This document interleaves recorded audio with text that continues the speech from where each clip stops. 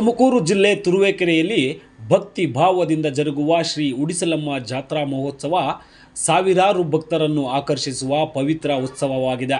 ಇನ್ನು ಶತಮಾನಗಳ ಇತಿಹಾಸ ಹೊಂದಿರುವ ಈ ಜಾತ್ರೆಯ ಪ್ರಮುಖ ಆಕರ್ಷಣೆ ಎಂದರೆ 5-6 ಶತಮಾನಗಳ ಕಾಲದಿಂದ ನಡೆದುಕೊಂಡು ಬಂದಿರುವ ಸಿಡಿ ಆಡುವ ಎಂಬ ಅಪೂರ್ವ ಸಂಪ್ರದಾಯ.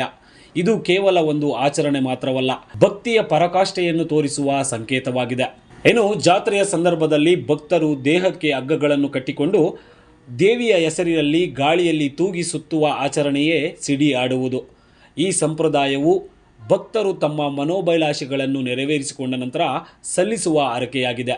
ಇನ್ನು ಜಾತ್ರೆಯ ಮತ್ತೊಂದು ಪ್ರಮುಖ ಭಾಗವೇ ದೂತರಾಯರ ಸೇವೆ. ದೇವಿಯ ದೂತರಾಗಿ ಪರಿಗಣಿಸಲ್ಪಡುವ ದೂತರಾಯರು ಭಕ್ತರಿಗೆ ಆಶೀರ್ವಾದ ನೀಡಿ ದೇವಿಯ ಕೃಪೆಯನ್ನು ಹರಡುವುದಾಗಿ ನಂಬಿಕೆ ಇದೆ.